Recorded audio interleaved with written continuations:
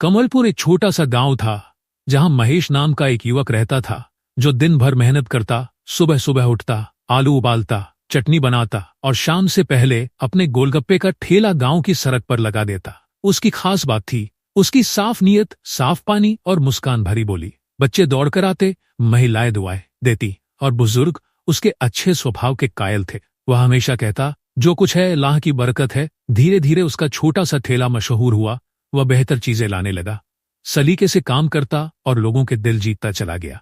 जबकि उसी गांव काम नहीं करता, बस दूसरों की तरक्की देखकर जलता रहता। उसकी पत्नी कामिनी अक्सर कहती, रामू, महेश को देखो, वह भी हमारी तरह एक आम घर से है, मगर मेहनत ने उसे इज्जत दी। तुम भी कुछ करो। मगर रामू के मन में सिर्फ जलन, शिकायत और नकारात्मकता थी। आखिरकार उसने जिद में आकर गोलगप्पे का ठेला लगा लिया, लेकिन न नीयत साफ थी, न चीजें। आलू ठीक नहीं थे, पानी में स्वाद नहीं था, जुबान में कड़वाहट और ग्राहकों के साथ बदसलूकी।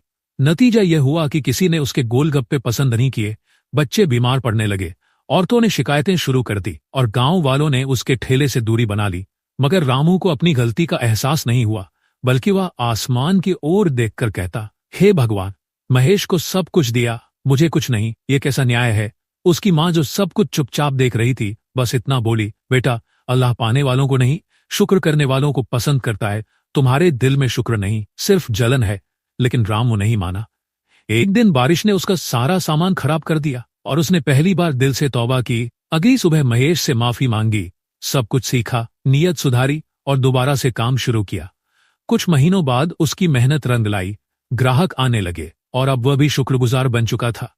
मगर कहानी का मोड़ तब आया जब एक दिन गांव में एक नया ठेला आकर खड़ा हुआ। वह भी गोलगप्पे बेच रहा था और उसके गोलगप्पे इतने स्वादिष्ट थे कि महेश और रामू दोनों के ग्राहक उधर जाने लगे। लोगों ने पूछा, ये नया आदमी कौन है? तब खुलासा हुआ कि वह व्यक्ति रामू का ही भूला हुआ दोस्त श्री था, जिसने पहले महेश से सीखा, फिर चुपचाप शहर गया, प्रशिक्षण लिया और अब वापस आया था। लेकिन उसकी नीयत में न जलन थी, ना घमंड, बल्कि उसने दोनों से कहा, आओ भाइयों, तीनों मिलकर स्टॉल लगाते हैं। रोजी रोटी की तंगी भगवान ने नहीं की, हम खुद करते हैं।